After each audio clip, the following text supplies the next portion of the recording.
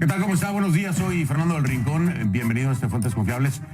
Se está transmitiendo en domingo, 10 de la mañana, pero quiero hacer pues esta aclaración. Iniciamos este programa tocando un tema que en este preciso momento, al momento de grabar Fuentes Confiables, está en desarrollo. Así que tal vez algunos de los escenarios que estemos planteando de acuerdo a la información que hasta hoy o hasta este momento se ha generado con respecto al ataque terrorista en España puedan haber cambiado. Así que no será por falta de información de mis invitados o de un servidor, sino porque en el momento la situación era esa. Esta aclaración es importante para que usted entienda que tal vez algunos de los eventos se hayan desarrollado mucho más allá de lo que hasta este momento conocemos. Dicho esto, vamos a iniciar con el programa hablando precisamente de este ataque terrorista en España y también pues en un punto de coincidencia, desgraciadamente, de otro aspecto extremista y radical, pero eso ocurre aquí en los Estados Unidos. Estoy hablándole de los supremacistas blancos, de lo que ocurrió en Charlottesville, Virginia, y de la postura que adoptó el presidente Donald Trump, que ha sido criticada incluso hasta por Irán. Hasta ese punto, imagínense cómo abrieron la puerta a las críticas. De esto vamos a hablar y lo vamos a desarrollar mucho más, pero le doy la bienvenida a mis invitados de esta mañana. Rui Ferreira, ya lo conoce usted, periodista en el Diario de las Américas y además trabajó en El Mundo de España. Rui, ¿cómo estás? Muchas gracias. Bienvenido, gracias. Nicolás Villar, periodista de Infobae. Nico, ya estabas aquí desde la vez pasada, te conocemos. Así es, gracias por recibirme de nuevo. Gracias, bienvenido. Y me da mucho gusto recibir a Stephanie Londoño, la primera vez que nos visita Stephanie. Muchísimas gracias, es profesora de estudios religiosos en FIU y experta en seguridad interreligiosa. Bienvenida. Gracias por la invitación. Al contrario, gracias a ustedes. Como los dos temas que mencionaba, pues son extremismo radical de ambas partes y diferentes continentes, ¿no? Del otro lado del charco. Increíble cómo se dan eventos similares en estas dos latitudes. Pero arranquemos, si les parece, por el lado de España, otro atentado terrorista, mismo modus operandi, un vehículo utilizado como arma, en una zona, desgraciadamente, siempre muy visitada, muchas personas en el lugar, pero al final de cuentas, también aquí con alertas previas, y esto es lo que muchos han criticado. Ya se ha hablado de que podía ocurrir, y podía ocurrir en las Ramblas.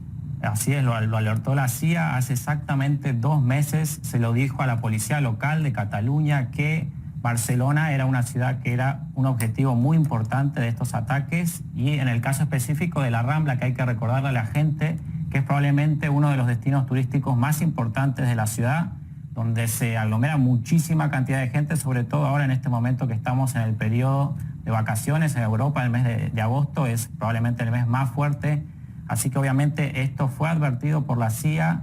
Al parecer las medidas de seguridad que se estaban tomando en España a nivel general luego de los últimos atentados, se había elevado la alerta, pero de cualquier manera estamos hablando de esta nueva tendencia de lo que es el terrorismo sobre ruedas, este terrorismo low cost, de bajo presupuesto, en el que, a diferencia de lo que habíamos visto hace ya años en Nueva York, con lo que fueron los atentados a las Torres Gemelas en septiembre de 2001, cualquier persona puede ir, alquilar un carro, alquilar una camioneta, como sucedió en este caso en Barcelona. Con tu licencia vas, alquilas el carro, no necesitas nada más, y de ahí en más el destino de la gente que está a tu alrededor está completamente en tus manos. Lo hemos visto comprobado ahora y en los otros 8 atentados que han ocurrido en lo que va del año: Niza, Berlín, Estocolmo, Londres, en 3 oportunidades. Es una situación que obviamente es muy difícil de controlar por las autoridades porque, como te decía, nadie puede anticipar que el simple hecho de alquilar un carro o usar el propio carro va a desencadenar en estos hechos. Sí, además pensemos en que hay colaboración, no necesariamente el terrorista, el que comete el acto terrorista arriba del vehículo, va a estar en el registro de quien pidió el automóvil. Siempre hay cierta colaboración, como buenas células, ¿no? Terroristas, ocurre, difícil rastrearlo. Sin embargo, hay alertas, Rui, lo platicábamos la vez pasada, cómo poder frenar esto, con inteligencia, contrainteligencia, pero aquí a todas luces había una alerta, a todas luces se dijo que la Rambla podría ser uno de los objetivos, y no se hizo lo que se tenía que hacer. La alerta en Europa es general, o sea, todos los países... Además, lo que decía Nico, se había elevado ya la alerta. Todos los países en Europa en este momento están en alerta y llevan varios meses en eso, principalmente después del atentado en París, en el Bataclan. Ahora, aquí lo que nosotros estamos asistiendo es que cada vez es más barato hacer un atentado terrorista, o sea, tú ni necesitas alquilar el camión, basta robarlo. Una forma tan sencilla como esa, y tirarlo contra un grupo de gente. Yo lo que me temo es que esto se transforme en un hábito porque es mucho más fácil de que estar recogiendo los explosivos, poniendo una bomba, planificar y todo esto, y es además mucho más fácil de escapar en el medio de la confusión que hay. Y me pregunto si esto no puede, y es lo que me tiene preocupado, es con todo este aumento del extremismo en Estados Unidos. No vamos a ver eso en Estados Unidos en los próximos tiempos. Ojalá que no. Bueno, pero es muy fácil hacerlo. Es un buen planteamiento. Yo no creo que yo no sé si sea... Yo no soy de los que confían mucho en la CIA en ese sentido, porque tampoco sabían del 11 de septiembre, tampoco sabían de muchas cosas que han pasado en Estados Unidos. Después del FBI sabe un poquito más. Pero lo cierto es ese, o sea, cada vez es más barato hacerlo, y cada vez esto tiene como consecuencia, yo no estoy ahora diciendo que cada uno de nosotros se vaya a transformar ahora, digamos, en un delator, pero esto cuenta mucho con la colaboración pública. Es muy importante que el público esté bastante claro en todos estos países donde hay un peligro. No pensar que solo porque me pasó a mí ahora ya no me va a pasar más. Yo, por ejemplo, estaba hablando con varios amigos míos en Portugal, y la policía lo que dice es: estamos esperando nuestro turno, porque sabemos que va a venir un día u otro. Así, tal cual. Creo que es importante también tan sencillo como eso. Marcar esta diferencia, lo que decía Rui, entre lo que es Estados Unidos y el acceso masivo de alguna manera a lo que son las armas.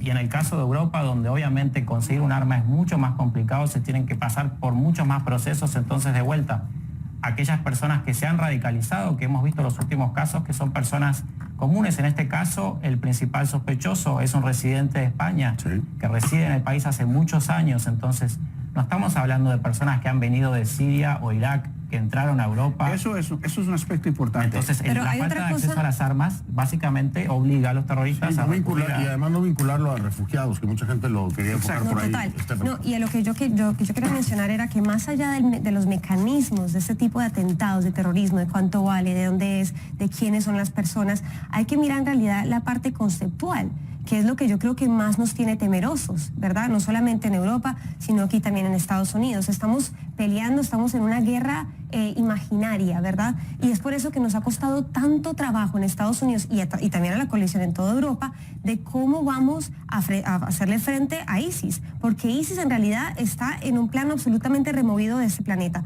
Está precisamente reclutando personas que están buscando cuestiones muy sencillas, eso es, identidad, comunidad y un propósito. Y gente que se encuentra a las márgenes de la sociedad son un target demasiado fácil. Y en este caso, cuando vamos al plano de batalla, ¿cómo vamos entonces al grano y hacerle frente a ISIS? ¿Cómo hacemos eso? Tenemos que comenzar con el lenguaje, con una cuestión conceptual, porque en últimas no podemos solamente parar el flujo de las armas o el parar el flujo de la gente que se siente atraída por este mensaje.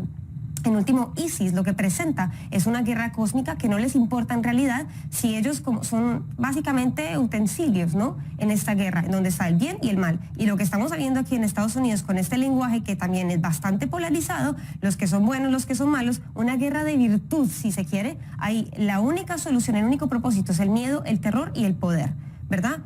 Solamente quedo o yo o quedas tú como sobreviviente, pero no cabemos dos en el mismo mundo. Y eso es el califato, ¿no? Stephanie, es que claro, Stephanie está diciendo algo muy importante que yo planteaba en alguno de los programas o alguno de los análisis.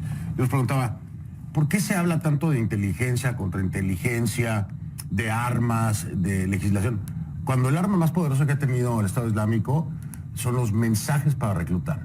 Es decir, es la comunicación. Exacto, es la comunicación. Ellos han sido maestros. ¿Por qué no hay eso? Yo no he visto, y si me equivoco me corrigen, pero yo no he visto un diseño comunicacional de los países aliados o del gobierno de Estados Unidos o de la Unión Europea para poder contrarrestar ese trabajo ideológico que viene haciendo el Estado Islámico. Estás hablando de una estructura que se maneja prácticamente bajo la sombra. Si te están reclutando a los jóvenes con un tema de comunicación, el problema la gente que maneja esto son personas muy educadas, o sea, la gente que maneja el califato son personas con PhD, son doctores, son ingenieros, gente que sabe muy bien de qué se trata eso y cómo movilizar a la gente, ¿verdad? Entonces, por eso la tecnología, hace poquito estábamos viendo las noticias en eBay, o sea, haciendo contactos por los medios de comunicación y de tecnología que nos pertenece a nosotros aquí en Estados Unidos. Y si nos vamos a mirar eso, en realidad realidad esta gente que está al frente de estos grupos como ISIS, ¿no? Que salen precisamente de Al Qaeda, más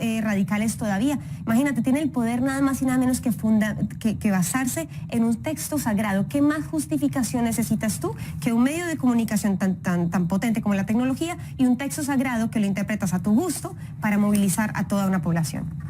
Mira, si vamos a hacer historia, y tú y yo hemos hecho historia aquí varias veces, Estados Unidos no tiene una estrategia de propaganda desde que Madeleine Albright asumió la Secretaría de Estado.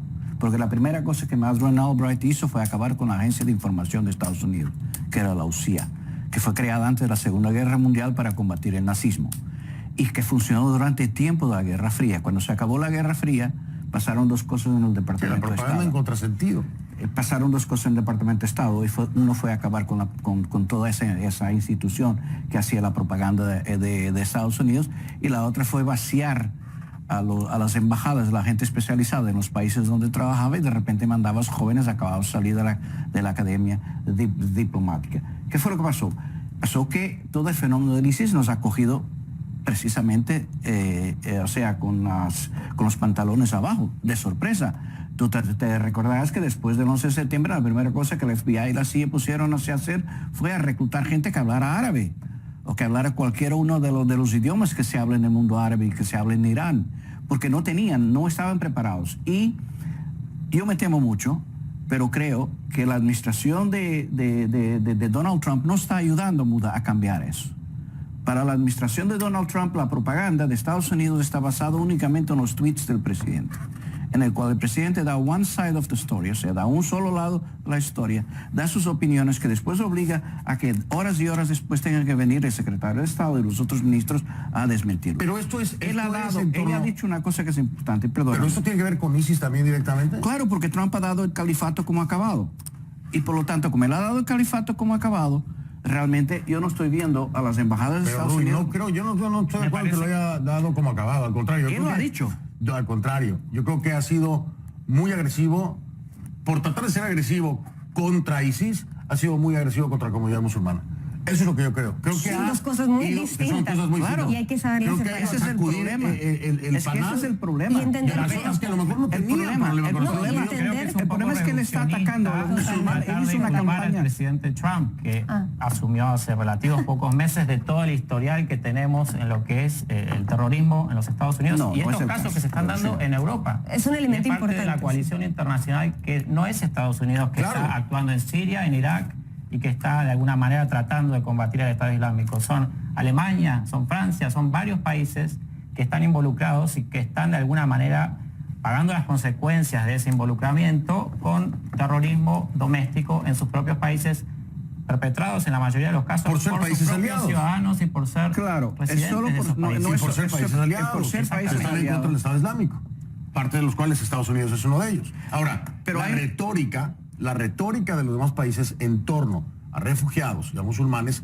no ha sido así de insultante como fue desde el ban que quiso proponer el presidente Donald Trump. O sea, entendamos que hay musulmanes que no se han radicalizado, que si tú los empiezas a excluir, tal vez empieza a despertar ese sentimiento. Cuando no puede entrar el padre de un muchacho a los Estados Unidos porque se le ocurrió a Donald Trump, ¿no? Porque hay limitaciones, porque solamente eres musulmán. O sea, todo esto fue un tema que molestó a la comunidad internacional, molestó a los estadounidenses, y cómo impactó en la comunidad musulmana. Entonces, creo que eso, yo no creo que sea reduccionista pensar que es Donald Trump, ni tampoco estamos diciendo que es Donald Trump el causante, pero esto suma. Esto aumenta mucho, es subirle de nivel a la flama para calentar el agua. Tanto en la campaña electoral como también en las declaraciones que ha hecho después, él un poco que ha oficializado, vamos a llamarlo así, ese apartheid. Entonces, en Europa no. En Europa los musulmanes viven igual que los no musulmanes, viven igual que los judíos. No, están congregados en sus barrios, pero también tienen... Sí, hay que hablar de los guetos también. Tienen también una forma de salir de ellos. Eso es muy cierto. No es una comunidad perfecta donde todos están integrados. No, hay que criticar lo que hay que criticar, pero yo creo que, o sea, son 2 millones de musulmanes en el mundo. Es la segunda religión que crece más rápido comparada con el cristianismo. Y aquí en Estados Unidos, a pesar de que sean una minoría, son una minoría importante. Y son parte de nuestra comunidad. Y lo que, por ejemplo, Donald Trump bien dices, está bien, o sea, no es el alfa y el omega del problema que tenemos con el Islam en el país, pero es muy importante. Volvamos a su campaña, que era con qué comenzó. Comenzó demonizando al inmigrante, que en nuestro imaginario lo está pintando ya solamente como el mexicano y los que venimos todos del sur, ¿verdad? No su esposa puede ser, su esposa es inmigrante, pero como es blanca, yo siempre hago el chiste de que ella simplemente llegó un par de cientos de años después, pero ella es una de nosotros.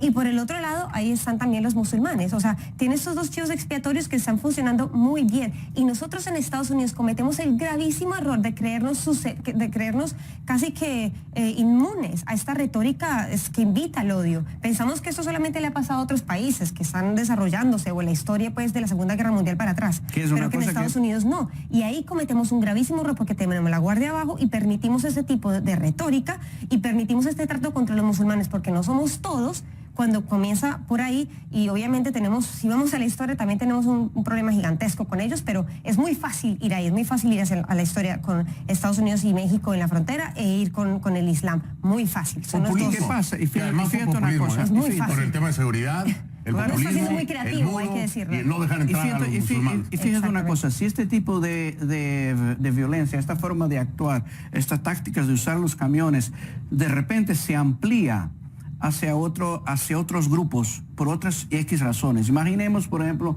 ahora que está muy en la moda de hablar de que Estados Unidos deba invadir a Venezuela. Sería el peor disparate del mundo. ¿Tú te imaginas que si Estados Unidos invada Venezuela, la cantidad de atentados de este estilo que se pueden hacer contra los intereses de Estados Unidos en otros países de Latinoamérica? La posibilidad es muy alta.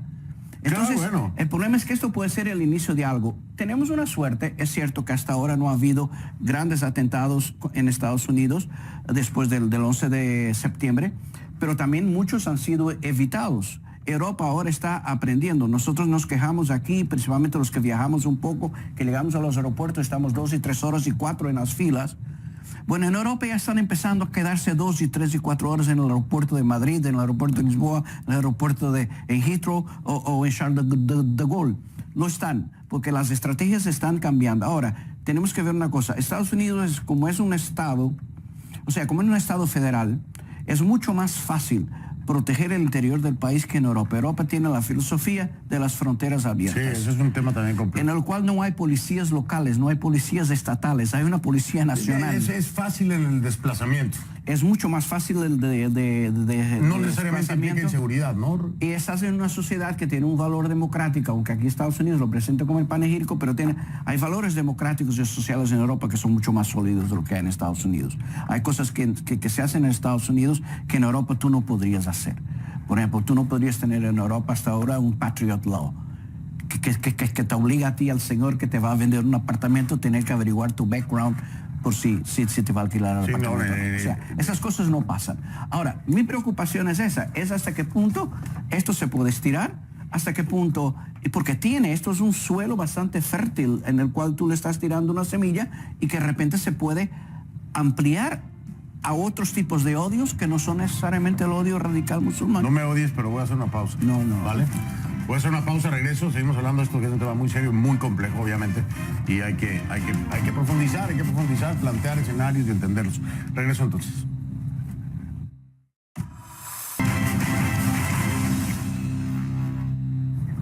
Estamos de regreso en Fuentes Confiables y seguimos hablando precisamente, obviamente la plática es en torno a Estado Islámico, al tema del terrorismo, retóricas, ideología, en fin.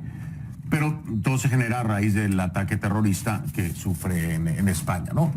Y estamos hablando de los guetos. Yo quería retomar lo que estaba diciendo Nico, porque hay un tema de, si bien es cierto que son recibidos en esos países, ¿no?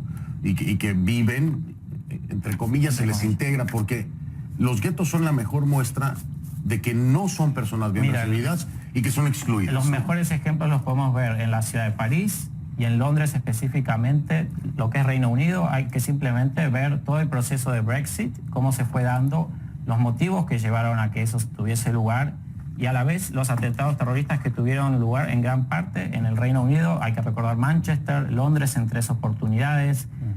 Hay una tendencia bastante fácil de idealizar a Europa de alguna manera y tomarlo como un referente de las medidas que hay que de alguna manera llevar adelante en lo que es la apertura hacia los refugiados sirios principalmente.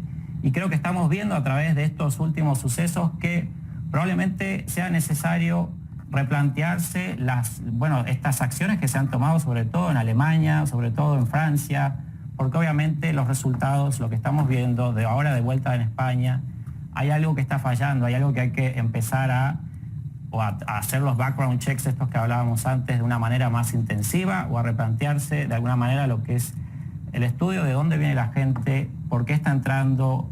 Creo que no está mal pensar en este replanteo y de alguna manera aprender de las lecciones de Estados Unidos.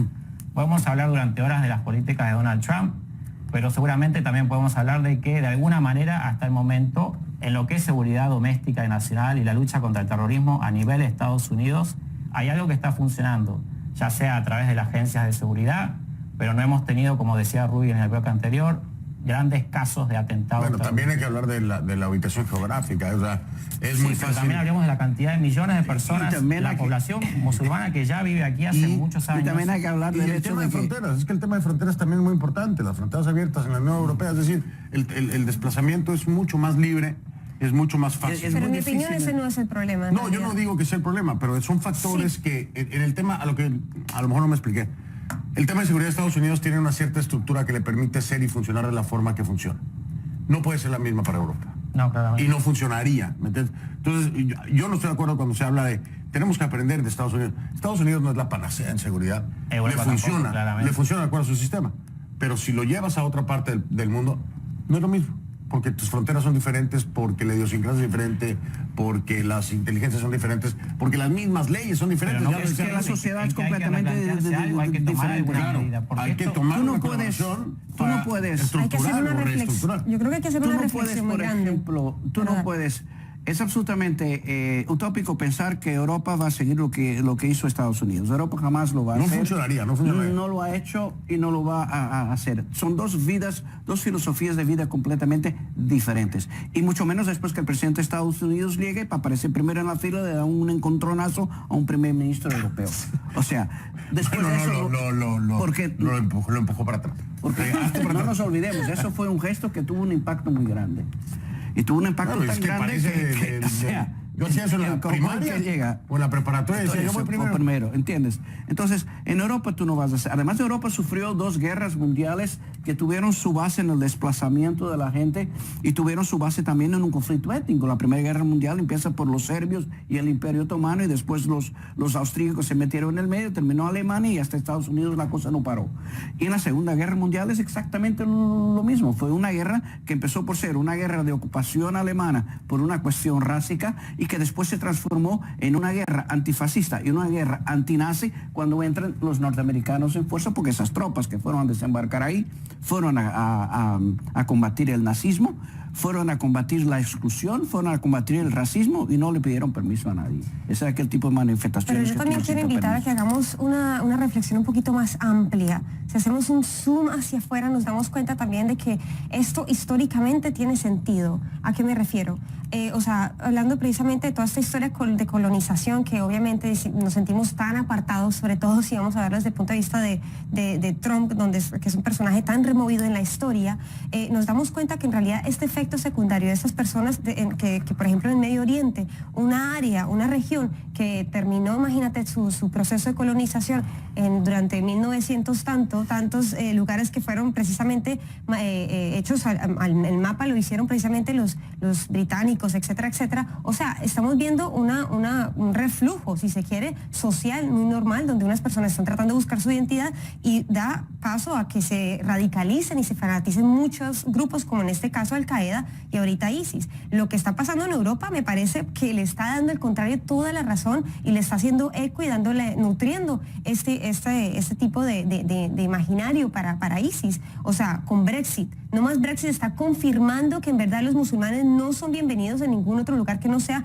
va atrás de su tierra. Y si tú te pones a leer en realidad y hacerle un seguimiento ahí, si te das cuenta que ellos, el plan que tienen, ese califato que ellos están describiendo, en realidad sí, es un nuevo orden global, pero tiene que comenzar por el comienzo, que es su casa. Ellos quieren el Medio Oriente completamente homogéneo y no se van a mover de ahí transnacionalmente todavía, y por eso las personas que actúan en contra de sus comunidades son personas dentro de la comunidad, y eso es lo que causa más terror todavía. Y por eso yo creo que todavía no sabemos muy bien cómo hacer con ISIS, porque son la gente con la que hemos crecido, que hemos metido en estos guetos. Cómo solucionamos esa cuestión social, ¿verdad? Y hay que humanizarlos. Es una palabrita que utilizamos mucho en la academia y en la política, pero no sabemos en realidad qué significa deshumanizar al otro, quitarle ese derecho a vivir como tú y como yo, y como vernos como dicen en tantos textos religiosos, pero no lo hacemos. Entonces es ahí donde yo creo que hay que hacer una reflexión, y tanto histórica como también de conciencia. Una perspectiva muy importante. Pero el problema es que entre reflexión y reflexión las bombas van explotando y los autobuses van a seguir arrollando. Yo creo que estoy de acuerdo con ella parcialmente. Yo creo que eso necesita una reflexión muy grande, pero necesita una reflexión en la cual la generalidad de los países importantes y los países de primera línea, porque los hay, tienen que ponerse de acuerdo y tienen que dejarse un poco de rencillas. O sea, eso que hablaba hace rato, de la forma como Europa ve a Estados Unidos y Estados Unidos ve a Europa, eso tiene que acabar. Porque aquí también hay otra cosa. Por ejemplo, China podría ser una buena forma de participar en el combate al terrorismo, pero China está más preocupada en jugarse con la propiedad intelectual con Estados Unidos, y que Estados Unidos le pague la deuda financiera que tiene, y ocupar parcialmente el mar. China nunca se metería en un tema así, ¿eh? O sea, ellos ya tienen su propio problema islámico. Claro. Con la provincia de Isgur. Ellos todavía tienen su propio... Pero China pero pudiera ser un buen aliado. Bueno, mientras más aliados haya, mejor está la cosa, pero es decir, es como... Y otra cosa que sería importante es un problema de educación. Como pedirle a Bush que acabe haciendo alianza con... Mientras los políticos para defenderse y asegurar su propia permanencia en el poder, sea a nivel local o sea a nivel de un país, nosotros debíamos también enseñar a nuestros niños y empezar a enseñar a la gente que es el Mundo Oriente. Ese es un tema importantísimo. Que es el Mundo Oriente. Que es un tema importantísimo que ya no plantea desde alguna... Yo te voy a contar una historia. Forma, Stephanie, te voy a contar una historia muy corta. Déjame antes de que me cuentes la historia, porque ya se tiene que ir Nico y yo también tengo que ir a corte comercial. Nico, ¿quieres cerrar? ¿Quieres agregar algo? No, básicamente volviendo a lo mismo, creo que de vuelta estos atentados lamentables y trágicos como son, creo que tienen que servir como aprendizaje para esta reflexión, podemos llamar reformulación de las políticas que se están llevando adelante en Europa principalmente, para ver de qué manera se puede detener esto, porque hablábamos de la humanización también de lo que es el mundo musulmán, o en el caso específico del Estado Islámico, pero también hay que hablar de la humanización de las residentes de la Comunidad Europea y cómo están siendo víctimas de estos ataques, personas que estaban hoy paseando por un lugar turístico en una ciudad completamente turística que atrae a personas de todo el mundo. Vamos a empezar a ver las cifras cuando se reporten finalmente de muertos, las nacionalidades obviamente que van a ser de todas partes del mundo. Entonces, de vuelta, ¿qué medidas tomar? ¿Qué soluciones encontrar? Y también terminar con esta, de alguna manera, ser tan políticamente correcto a veces en lo que hace a el ingreso de personas que pueden llegar a representar eventualmente o no un potencial riesgo para lo que es la seguridad en la Comunidad Europea y obviamente en Estados Unidos. Ojo, yo agregaría sin demonizar a los refugiados, sin demonizar, porque en muchos de los atentados terroristas o ataques terroristas que hemos visto, pues no tiene nada que ver con ningún refugiado, son residentes, en la mayoría son residentes. No, hablábamos de que el atacante de hoy de Barcelona era un residente español, entonces claro, claramente estamos hablando de gente que se ha criado en los países. Y esto es un ángulo que creo que nadie se ha planteado, pero la pregunta es, de esos refugiados, ¿quiénes pueden tener como tarea llegar a radicalizar a quienes ya están en el lugar? Es decir, ¿qué es más complicado para mí? ¿Llegar como refugiado para poder actuar cuando aún no tengo un estatus legal o estoy en un proceso? ¿O llegar a empezar a radicalizar a quienes ya están legalmente en el país? Y hablábamos de niños que no estoy diciendo que esto ocurra, de vivir situaciones trágicas en sus países, que probablemente llegan a Europa, y allí es donde eventualmente se podrían llegar a radicalizar, dado el clima y el contexto que se está viviendo en este momento en Europa, de lo que es obviamente el Brexit y todo esto que ya hemos visto. Bueno, yo le voy a dar las gracias a Nicolás Villar, el periodista de Infobae, por haber estado con nosotros, Nico. Te esperamos la próxima. Sé que tienes que hacer un tiro en vivo, así que te dejo. Gracias a ti. Muchísimas gracias. Me quedo entonces con Stephanie y con Rui. Vamos a continuar. Vamos a ir a otro tema extremo, también radical, pero que ocurre aquí en los Estados Unidos, que tiene que ver con los supremacistas blancos, que tiene que ver con los neonazis y con todos estos cavernícolas que, bueno, tuvieron un enfrentamiento en Charlottesville, en Virginia, y donde el brillante presidente Donald Trump tardó horas en fijar una postura y después, días siguientes, decidió ponerlos al mismo nivel, ¿no? Todos son malos, había malos dentro de los malos y de los buenos no hubo buenos, también eran malos. En fin, si no me entendió ya le explico, porque aquí nadie le entiende a Trump, ¿eh? Ya. Sabes que la Managing Editor. Estamos de vuelta, está viendo ahí en pantalla la portada de Time, que es muy explícita. Es muy fuerte la portada porque, bueno, está viendo ahí, yo no sé quién estaría detrás de la bandera, ¿no? Pero la posición de la mano y todo es como un saludo nazi. Obviamente el título, Y las botas, ¿viste que tiene botas? Y las botas también, claro, las botas también. Y el Hate in America, ¿no? Odio en América, es de la revista Time. Y esto viene después de un doloroso, vergonzoso hecho ocurrido en Charlottesville, en Virginia. Les dicen nacionalistas. Yo siempre he dicho que son supremacistas blancos porque la traducción literal al español sería esa, white supremacy, la supremacía blanca, ¿no? Y de hecho ellos se plantean como tal, como seres superiores por ser parte de la raza blanca. Y así lo plantean y te lo explican. Entonces, con el perdón de aquellos respetuosos de la Real Academia de la Lengua Española, yo les digo supremacistas blancos. Y neonazis. Pensé que ya se había superado esto en los Estados Unidos. No, a ese punto, a ese punto. No, para nada. No, para nada. Es decir, sé que existen, pero nunca pensé que fuéramos a verlos otra vez en la calle enfrentándose. No, mira, yo creo que lo que pasó en Virginia dice muchas cosas, es bastante revelatorio, pero yo creo que hay que analizarlo y verlo desde 3 puntos distintos. Comenzando con las declaraciones que dio Donald Trump, ¿verdad? Muy dicientes que en sí ya tiene su propia controversia, o está de acuerdo con esta ideología, o por otro lado le da miedo perderle el apoyo de este sector, o ambas, todas las anteriores. Ya hemos visto sus comentarios, ¿verdad? Y sus acciones. Segundo, que es la parte yo creo que más dolorosa, es que tenemos que hacer esa revisión, tener esa discusión sobre la fibra moral por la que estamos pasando aquí en Estados Unidos, como si no hubiésemos aprendido absolutamente nada de lo que pasó en el Holocausto, que pasó en la esquina. O sea, esto tenemos todavía sobrevivientes que están con nosotros. Y los demás genocidios del siglo XX. Pareciera ahorita que estaba mirando el centro de Poverty Law Center, el Southern Poverty Law Center, que el FBI precisamente no guarda ningún tipo de información sobre esos grupos de odio, pero este grupo sí, y hay alrededor de 907 grupos en Estados Unidos. Esto no se va para ningún lado. Si a mí me preguntan, Stephanie, ¿qué pasa con Donald Trump en Estados Unidos? Yo te digo, una cosa buena sí hizo, y eso fue sacar debajo del tapete ese montón de traumas que todavía tenemos y que no hemos afrontado, ¿no? Y esa es esa discusión. Y tercero, yo creo que tenemos que tener una discusión, un debate histórico sobre nuestra identidad, ¿verdad? Y eso basado en los monumentos que tenemos. Estados Unidos cuenta y entiende su historia por medio de monumentos. Y si tú te miras, y si tú pones a mirar y hacer una revisión de cuál es de cómo recordamos en los Estados Unidos, ¿verdad? Vas a encontrar quiénes están incluidos y excluidos, ¿verdad? Y si estos personajes que eran pro esclavitud, que eran cándidos al respecto, ¿qué dice de nosotros? Yo creo que en verdad nos tenemos que preguntar qué va a pasar si respondemos a este llamado al odio, ¿no? Ojo, y bueno, no sé qué piensa aquí Rui, pero hay una gran controversia y molestia, precisamente por lo que tú hablabas. Un grupo de personas empezó a tirar estas emblemáticas figuras o monumentos, ¿no? Principalmente la del general Lee, que es representativo obviamente de los confederados, de todo este movimiento. Pero yo me pregunto si... No es que quieras recordar una parte negativa de tu historia, pero no puede ser tomado como un recordatorio de lo malo que hubo también en la historia. Es decir, primero es un recordatorio porque existió, tal cual. Eso es algo en la historia que no se puede borrar en los Estados Unidos.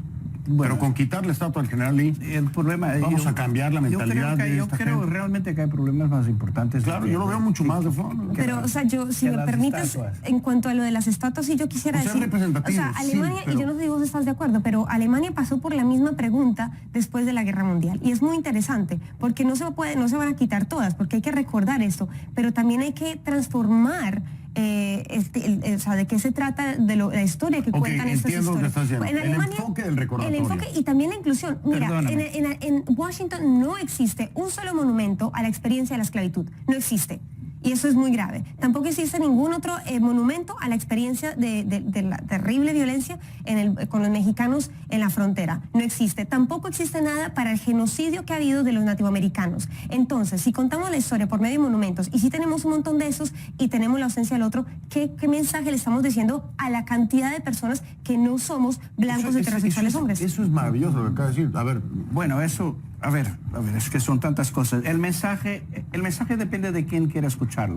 Hay gente que puede no querer escucharlo. El hecho de que tú no tengas una estatua dedicada a una persona o una comunidad no significa que tú no la recuerdes. Estoy desacuerdo, porque nacionalmente En tenemos Europa- una responsabilidad Bueno, pero, ok. por los genocidios que hemos cometido. Bueno, tenemos toda la responsabilidad del mundo, pero en primer lugar tenemos que resolver cómo darle de comer a mucha gente. Y tenemos 16 millones de hambrientos en este país. O sea, gente que vive abajo Bueno, del pero a nivel ver, un de monumento es pobreza. arte público Bueno, y puede ser un de monumento muchas puede maneras. ser- un monumento Yo lo puede digo ser en basado en la arte experiencia público. de Alemania. Hay que estudiar lo que pasó con Alemania. Y Alemania yo creo que con lo que pasó con el Holocausto y el aftermath. No, pero ella no ha estudiado la experiencia de Alemania. Pero espérame, yo te voy a decir Ni la algo. experiencia de Yo le voy a Europa. decir- yo En no Europa quiero no hay que- ningún... Eso es un En ataque Europa... muy generalizado y en tenemos Europa que no hay... discutir al respecto. tiene mucho fondo lo que dice Stephanie. Yo quiero compartirles algo que va a ejemplificar Pero mucho. escucha, de pronto no pero- entienden lo que quiero sí, yo decir. entiendo. Estando en Alemania, escúchame por favor. Estando en Alemania, me tocó hacer una entrevista con el director de aeropuertos en Múnich. En Múnich. Y ese mismo día estaba el Mundial de Fútbol. Ese mismo día se metió una persona a la pista del aeropuerto y hubo un rollo de seguridad terrible porque se fue a una de las autopistas. Inocentemente yo, hablando en la entrevista con el director de aeropuertos, yo le pregunto, es que no tiene usted sistema de seguridad alrededor, ¿por qué no meten una valla con púas para que la gente no brinque? La ofensa del alemán fue tal que me interrumpió la entrevista. Y en el momento yo no entendía por qué se había ofendido cuando yo le dije que pusieran una valla con púas en la parte de arriba. Porque eso era exactamente lo que hacían en los campos de concentración nazi. Y el pensar que tengan que recurrir como alemanes a esas mismas medidas es un insulto para los alemanes. Entonces, ¿por qué traigo esto al tema? Porque es el punto que está planteando Stephanie. Tiene un fondo muy importante. Es decir, ahí tienen problemas de hambre, tienen problemas de muchas otras cosas. Total. Pero el tema del holocausto es lo más delicado que puede haber. Y el tema del racismo en este país debería de estar a ese nivel de Ese mismo delicadeza. nivel, Por no haber exactamente. estado a ese nivel de delicadeza, es que Exacto. Donald Trump se atreve en esta época a poner al mismo nivel a radicales cavernícolas neonazis, claro. Animales, de personas que tienen tolerancia y que trabajan por la inclusión. Ese es el presidente que representa la potencia más grande de este planeta. Claro. Y hoy estamos aquí condenando a, sí, radicales islamistas. Pero ¿qué es lo radical lo que está haciendo Donald Trump? ¿Qué es lo radical lo que Absolutamente. hace gente que en su momento mataba a la gente, la incendiaba y la crucificaba? Es que yo creo que es Pero precisamente... un momentico. Es Por que favor. ella ha abierto... El problema de Trump es que ha abierto las puertas. Aquí han pasado dos cosas. El problema de Trump es que no los ha abierto nada más. Es que creo que está... Ya están ahí, lo que pasa es que- afín Pero a ese escúchame, pensamiento. claro. No, eso yo no tengo la más mínima duda. Tú lo dices, estoy de acuerdo. Me parece a mí. No vale la pena repetir, perder más tiempo. Es obvio, él está nazi como los otros, sin problema ninguno.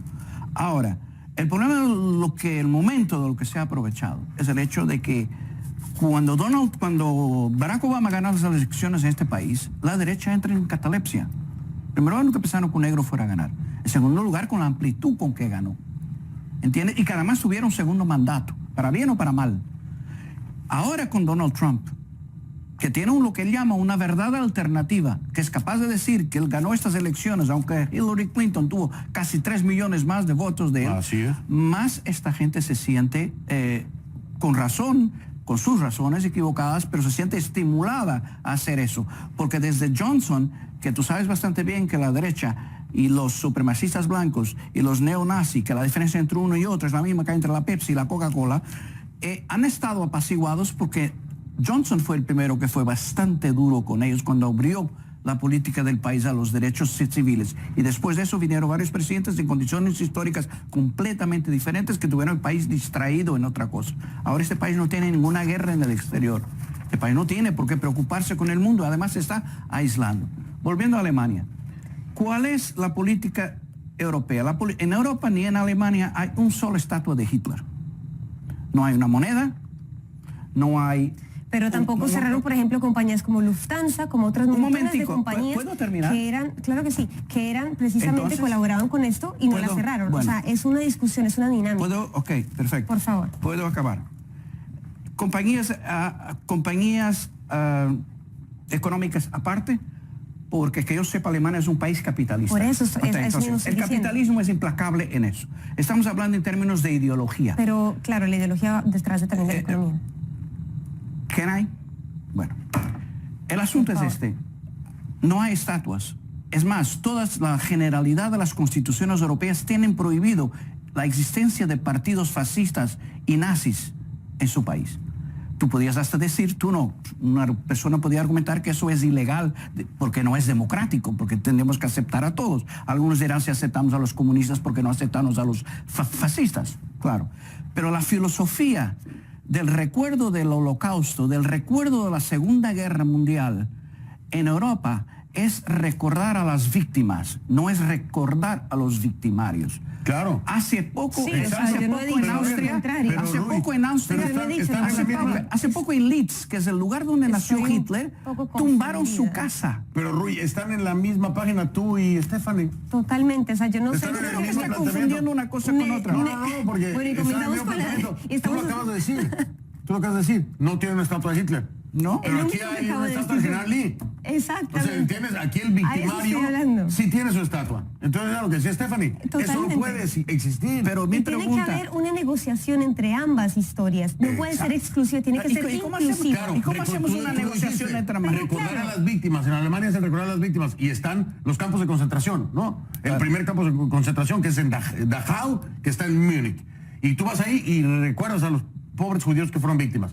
Aquí no tengo un lugar donde recordar a las víctimas de los neonazis, de los supremacistas blancos. No hay un lugar donde recordar. Hasta el año pasado, sí me recuerdo ese Fernando, hasta el la año historia pasado, de les las abrió estatuas... un museo de la experiencia afro en Estados Unidos. Hasta el año pasado, imagínate, todo el tiempo que ha pasado Fue después de la terrible, fue esclavitud terrible. y no se reconoce ese tipo de experiencia. No hay nada. Pero están en la misma página los dos. Exactamente, no, por eso Entonces, yo vamos estoy ahora. legitimizando. O sea, que yo o sea, sepa, que yo sepa es hay parte un de mi museo, disertación que yo sepa y hay un museo, es una que yo sepa hay un museo hay que del, estudiar. que yo sepa hay un museo del Holocausto en Washington. No, sí, yo no dije el Un holocausto, momentico. dije de la Yo experiencia. no estoy diciendo lo que dijiste, yo estoy terminando una frase. Hay un museo afro. Creo que van a ser un museo, es más, si hay alguien que es respetado en este país son los nativos americanos que hacen y pagan impuestos y tienen derecho a tener Ay, Dios casinos. mío, o sea... Ese no es el problema. El problema empezó con la pregunta de él. Pero esas son formas. nada Son más, Rui. estatuas. No es fondo. No, Son es estatuas, arte, vamos y a el fajarnos, arte- vamos a pelearnos por una estatua, No, por muy no es una desagradable. estatua. Y Por yo muy quiero hacer desagradable. una referencia. Pausa, pero desde la perspectiva Hay de que hacer una Stephanie. diferencia. A ver, y yo no sé, desde la perspectiva de Stephanie en cuanto... Es que es muy cierto lo que dijo Stephanie y también lo que dijiste tú. Es que yo creo que no En hace falta Alemania- tumbar. en Yo creo que no Alemania- hace falta tumbar estatuas Entonces, sí. para criticar No, una es que idea no, de es que odio. no es para criticar, es un recordatorio, es un establecimiento del crimen cometido. Ok. Hay un establecimiento del crimen cometido en Alemania cuando tú vas a un campo de concentración y te dicen, este es el horror que cometimos. Entonces, lo es que una ella vergüenza dice- para el país. Momento. Cuando tú tienes una estatua aquí del general Lee y lo enalteces como un héroe, estás pisoteando a las víctimas Sí. de aquellos supremacistas Yo estoy de acuerdo. y los esclavos. Yo estoy de acuerdo en eso. Es el contrasentido de la mentalidad que los alemanes agarraron con el reconocimiento del Holocausto. Es el contrasentido en este país. Es completamente opuesto. Aquí es enaltecer al victimario. Y entonces la víctima está quedando pisoteada. Yo entiendo lo que plantea Stephanie, pero tú lo estabas planteando igual. Por eso digo, están en la misma página. lo que sale de una pregunto boca de es- hombre, una boca de Voy a mujer. corte comercial, Corte comercial y ya regreso, ya vengo. Se nos fue el programa rapidísimo, yo no me di cuenta. Me dicen que tenemos 2 minutos para este segmento. Voy a darle paso a Stephanie Londoño. para que me des tu punto, Steffi, lo más concreto que puedas en torno a esto, hacia donde lo quieras enfocar. Sí, yo creo que lo que está pasando en Virginia nos deja saber lo importante y lo que necesitamos una presencia de liderazgo. Y lo que está haciendo Donald Trump está precisamente borrando esas definiciones que teníamos tan claras de qué es el sexismo, de qué es el racismo, de qué es la homofobia, de qué es la violencia. Y está neutralizando la intolerancia que teníamos en contra de esa ideología tan odiosa que, por ejemplo, en la KKK ha promovido por tantos años. Y no solamente está haciendo eso, sino que está normalizando, legitimizando ese tipo de ideología, y esto es lo que conlleva a deshumanizar al otro y justifica la violencia contra el otro y en últimas a erradicarlo por completo. Y es ahí donde es muy difícil cortar ese ciclo de violencia y hay que ponerle mucha atención a cómo hablamos y pensamos precisamente de nosotros y del otro. Señor Ferreira, bueno, yo creo que no hay duda ninguna de que Donald Trump le ha abierto la puerta a los bandidos, ¿no? O sea, lo ha permitido que entraran, que crecieran, que desarrollaran en este país. Yo creo que sí que es un problema de educación. Yo creo que sí que es un problema de que hay que contribuir a educar a nuestros jóvenes, educar a las nuevas generaciones de que aquí Estados Unidos no debe, ni Estados Unidos ni en ninguna parte del mundo, debe haber mensajes de odio, que los mensajes de odio es lo que coincide, pero es lo que coincide en toda esta situación, pero también tenemos que recordar el pasado y a mí me gusta recordar el pasado. Si eso está pasando ahora es porque hubo mucha gente que en los años anteriores no se dio cuenta de que la derecha iba a llegar al poder a este país y terminó votando por este señor que aparentemente tiene una mentalidad de cuarto grado y que lo que debía era ser sacado de la Casa Blanca. Ya hay quienes están pidiendo precisamente eso. Pero bueno, ese será tema de otro programa. Voy a hacer una pausa más, regreso y tengo que despedirme de mis invitados, pero después de la pausa.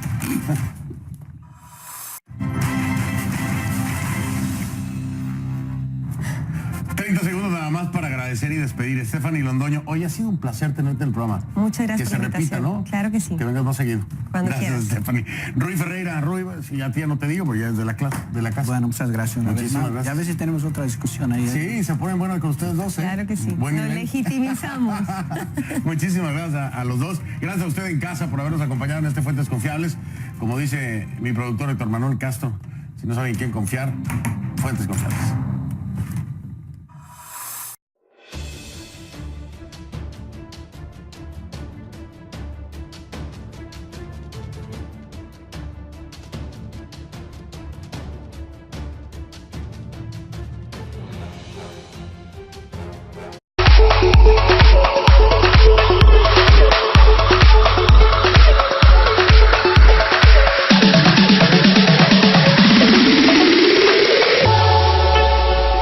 Ahora en este momento que estamos en el periodo de vacaciones en Europa, el mes de agosto es probablemente el mes más fuerte, así que obviamente esto fue advertido por la CIA. Al parecer las medidas de seguridad que se estaban tomando en España a nivel general luego de los últimos atentados, se había elevado el alerta, pero de cualquier manera estamos hablando de esta nueva tendencia de lo que es el terrorismo sobre ruedas, este terrorismo low cost, de bajo presupuesto, en el que, a diferencia de lo que habíamos visto hace ya años en Nueva York, con lo que fueron los atentados a las Torres Gemelas en septiembre de 2001, cualquier persona puede ir, alquilar un carro, alquilar una camioneta, como sucedió en este caso en Barcelona. Con tu licencia vas, alquilas el carro, no necesitas nada más y de ahí en más el destino de la gente que está a tu alrededor está completamente en tus manos, lo hemos visto comprobado ahora y en los otros 8 atentados que han ocurrido en lo que va del año, Niza, Berlín, Estocolmo, Londres en 3 oportunidades. Es una situación que obviamente es muy difícil de controlar por las autoridades porque, como te decía, nadie puede anticipar que el simple hecho de alquilar un carro o usar el propio carro va a desencadenar en estos hechos. Sí, además pensemos en que hay colaboración, no necesariamente el terrorista, el que comete el acto terrorista arriba del vehículo, va a estar en el registro de quien pidió el automóvil. Siempre hay cierta colaboración, como buenas células, ¿no? Terroristas, ocurre, difícil rastrearlo. Sin embargo, hay alertas. Rui, lo platicábamos la vez pasada. Como consecuencia, yo no estoy ahora diciendo que cada uno de nosotros se vaya a transformar ahora, digamos, en un delator, pero esto cuenta mucho con la colaboración pública. Es muy importante que el público esté bastante claro en todos estos países donde hay un peligro. No pensar que solo porque me pasó a mí ahora ya no me va a pasar más. Yo, por ejemplo, estaba hablando con varios amigos míos en Portugal y la policía lo que dice es, estamos esperando nuestro turno. porque sabemos que va a venir un día u otro. Así tal cual. Creo que es Así, importante tal cual, también tan sencillo como eso. marcar esta diferencia, lo que decía Rui, entre lo que es Estados Unidos y el acceso masivo de alguna manera a lo que son las armas.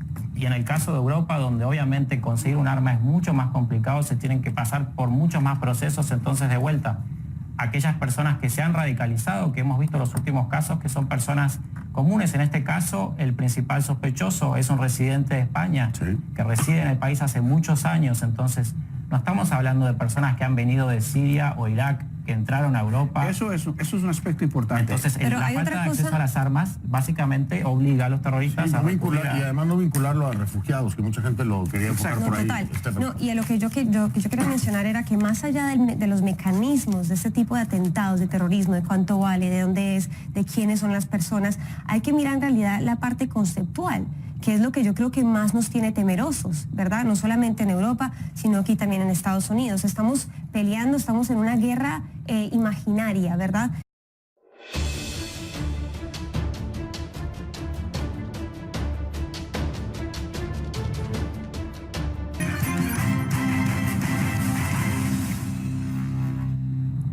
¿Qué tal? ¿Cómo está? Buenos días, soy Fernando del Rincón. Bienvenido a este Fuentes Confiables. Se está transmitiendo en domingo, 10 de la mañana, pero quiero hacer pues esta aclaración. Iniciamos este programa tocando un tema que en este preciso momento, al momento de grabar Fuentes Confiables, está en desarrollo. Así que tal vez algunos de los escenarios que estemos planteando de acuerdo a la información que hasta hoy o hasta este momento se ha generado con respecto al ataque terrorista en España puedan haber cambiado. Así que no será por falta de información de mis invitados o de un servidor, sino porque en el momento la situación era esa. Esta aclaración es importante para que usted entienda que tal vez algunos de los eventos se hayan desarrollado mucho más allá de lo que hasta este momento conocemos. Dicho esto, vamos a iniciar con el programa hablando precisamente de este ataque terrorista en España y también pues en un punto de coincidencia, desgraciadamente, de otro aspecto extremista y radical, pero se ocurre aquí en los Estados Unidos. Estoy hablándole de los supremacistas blancos, de lo que ocurrió en Charlottesville, Virginia, y de la postura que adoptó el presidente Donald Trump, que ha sido criticada incluso hasta por Irán. Hasta ese punto, imagínense cómo abrieron la puerta a las críticas. De esto vamos a hablar y lo vamos a desarrollar mucho más, pero le doy la bienvenida a mis invitados de esta mañana. Rui Ferreira, ya lo conoce usted, periodista en el Diario de las Américas y además trabajó en El Mundo de España. Rui, ¿cómo estás? Muchas gracias. Bienvenido, gracias. Nicolás Villar, periodista de Infobae. Nico, ya estabas aquí desde la vez pasada, te conocemos. Así es, gracias por recibirme de nuevo. Gracias, bienvenido. Y me da mucho gusto recibir a Stephanie Londoño, la primera vez que nos visita Stephanie. Muchísimas gracias, es profesora de estudios religiosos en FIU y experta en seguridad interreligiosa. Bienvenida. Gracias por la invitación. Al contrario, gracias a ustedes. Como los dos temas que mencionaba, pues son extremismo radical de ambas partes y diferentes continentes, ¿no? Del otro lado del charco.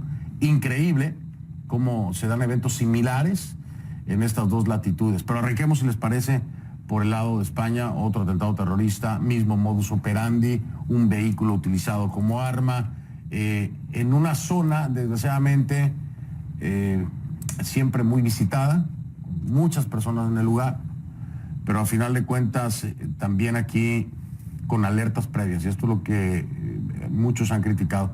Ya se ha hablado de que podía ocurrir, y podía ocurrir en las Ramblas. Así es, lo alertó la CIA hace exactamente 2 meses, se lo dijo a la policía local de Cataluña que Barcelona era una ciudad que era un objetivo muy importante de estos ataques, y en el caso específico de la Rambla, que hay que recordarle a la gente que es probablemente uno de los destinos turísticos más importantes de la ciudad, donde se aglomera muchísima cantidad de gente, sobre todo. ¿Cómo poder frenar esto? Con inteligencia, contrainteligencia. Pero aquí a todas luces había una alerta. A todas luces se dijo que la Rambla podría ser uno de los objetivos. Bueno, y no se hizo lo que se tenía que hacer. La alerta en Europa es general, o sea, todos los países... Además, lo que decía Nico, se había elevado ya la alerta. Todos los países en Europa en este momento están en alerta y llevan varios meses en eso, principalmente después del atentado en París en el Bataclan. Ahora, aquí lo que nosotros estamos asistiendo es que cada vez es más barato hacer un atentado terrorista. O sea, tú ni necesitas alquilar el camión, basta robarlo. Una forma tan sencilla como esa, y tirarlo contra un grupo de gente. Yo lo que me temo es que esto se transforme en un hábito porque es mucho más fácil de que estar recogiendo los explosivos, poniendo una bomba, planificar y todo esto, y es además mucho más fácil de escapar en el medio de la confusión que hay. Y me pregunto si esto no puede, y es lo que me tiene preocupado, es con todo este aumento del extremismo en Estados Unidos, no vamos a ver eso en Estados Unidos en los próximos tiempos. Ojalá que no. Bueno, pero es muy fácil hacerlo. Es un buen planteamiento. Yo no creo que yo no sé si sea... Yo no soy de los que confían mucho en la CIA en ese sentido, porque tampoco sabían del 11 de septiembre, tampoco sabían de muchas cosas que han pasado en Estados Unidos. Después del FBI sabe un poquito más. Pero lo cierto es ese, o sea, cada vez es más barato hacerlo y cada vez esto tiene